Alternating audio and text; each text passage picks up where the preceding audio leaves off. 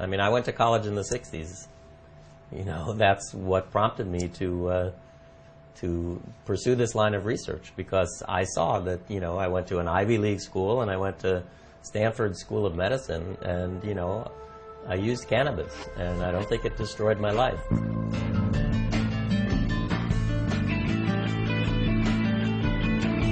I'm Donald Abrams, and I'm Chief of Hematology Oncology at San Francisco General Hospital and a Professor of Medicine at the University of California, San Francisco.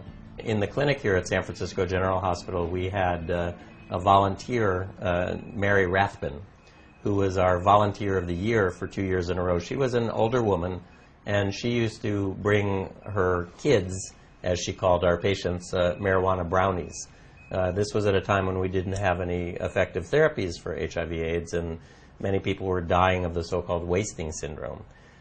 I was in Amsterdam, of all places, at the International AIDS Conference, and glancing at CNN headline news, and I saw that Mary was being arrested in Sonoma for baking brownies for our patients. And when I arrived home, there was a letter directed to the Director of Research in the AIDS program at San Francisco General, suggesting that a clinical trial showing the benefits of medical marijuana should come from Brownie Mary's institution, as if she were our dean. But, you know, I picked up the gauntlet and decided, well, that's a good idea. I had found out that the federal government, the only legal source of cannabis for clinical trials, being the National Institute on Drug Abuse, was not interested or has a mandate from Congress that they cannot supply cannabis to study as a treatment. Because, as Dr. Leshner told me when I met with him in 1996, he said, we are the National Institute on Drug Abuse, not for drug abuse. So they have a congressional mandate only to study substances of abuse as substances of abuse, and hence could not give me marijuana to study to see if it reversed the AIDS wasting syndrome. In California, we were fortunate at the end of the last century to have a budget surplus. And with that, Senator John Vasconcellos established a Center for Medicinal Cannabis Research at the University of California through appropriating $3 million a year for 3 years. And that center was really developed to study cannabis as a medicine for the indications that the people of California had voted on in 1996. The federal government, again, deciding that they're the only legal source of cannabis, sort of made arrangements so that they would supply the marijuana for these research protocols, even though they were looking at marijuana's effectiveness, as long as they didn't have to pay to do the studies. So the state of California, the University of California Center for Medicinal Cannabis Research, would fund the research, and NIDA would supply the marijuana. And so that was a big change. The potency of the cannabis that we get from NIDA, the National Institute on Drug Abuse, is low. Averages about 3.5, maybe to 4%. And street cannabis, or cannabis that's from the dispensaries, I think is 8 to 12 to 20%. So that's lower potency. I asked NIDA, can't you make more potent cannabis? You know, and they said, well, it turns out that it's too sticky and it gums up their machine, because they automatically roll their marijuana for research into cigarettes using Pall Mall cigarette paper. So they did actually, for our vaporizer study, they came up with a 6.8% THC, which they managed. I don't know if they hand rolled it or what, but they did manage to make a more potent strain.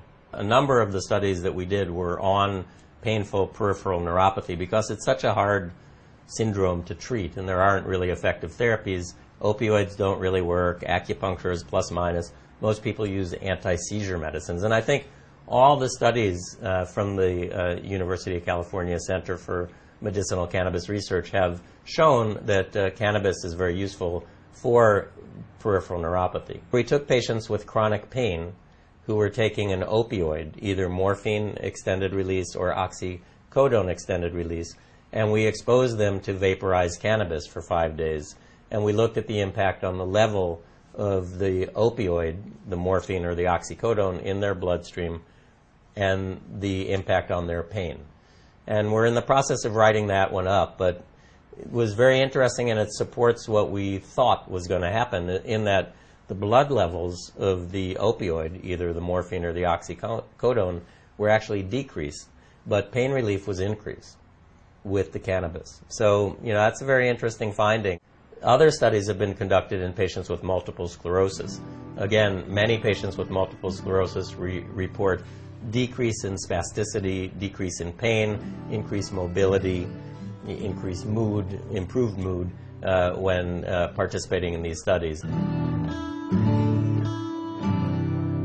We've done a lot of research over the past 20 years when we haven't been able to do research with the actual cannabis on how cannabinoids cause their effects. And what investigators found in the 1970s and 80s was that we have receptors in our body, CB1 and CB2, that complex with these cannabinoids from the plant.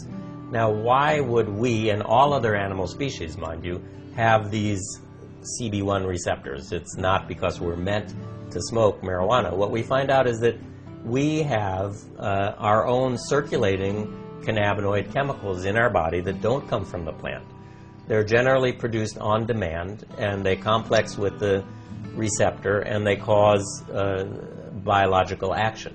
So I drink green tea for its health benefit, and green tea has a number of different chemicals that produce these benefits. Similarly, cannabis, the plant, has a number of active compounds called cannabinoids, and they belong to a family of 21 carbon chemicals that all have biologic activity. We believe that there are about 70 or 80 different cannabinoids in marijuana. The most well-known and the most psychoactive cannabinoid is delta-9 THC, and that has been extracted from the plant and put in a sesame oil capsule and has been available as a drug, dronabinol, now for many years. However, there are other cannabinoids in the plant that have activity. A study in Israel looked at delta-8 THC and found that it was equally effective as an anti-nausea drug for children with cancer getting chemotherapy. I think most of the interest now is on another cannabinoid called cannabidiol, otherwise known as CBD. This cannabinoid seems to have really potent anti-inflammatory and anti-pain activity without having a psychological effect or without producing a high. It's a very exciting field, and many drug companies are working to increase production of endocannabinoids or decrease production or block the cannabinoid receptor. Now, there was an example of a drug that was approved to decrease appetite. It was approved in Europe, and it was a CB1 receptor blocker, so that the receptor could no longer bind with the body's own endocannabinoids. And what they found was that by blocking that CB1 receptor, that patients lost weight, but they got depressed and they committed suicide. And that was a bad side effect. So the drug was never approved here in the U.S., and it's now been taken off the market in Europe.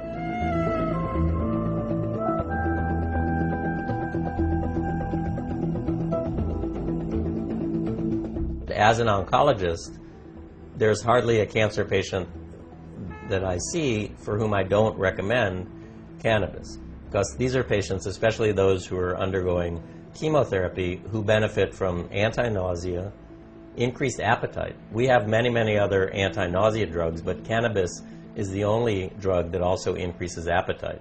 And we know it decreases pain, again, especially in conjunction with opioids, helps people sleep better, and it decreases depression. So those are 5 reasons that a cancer patient might benefit from cannabis, and if I were not familiar with cannabis's medicinal properties, I would have to prescribe 5 different medicines, all of which would have side effects, toxicity, and cost.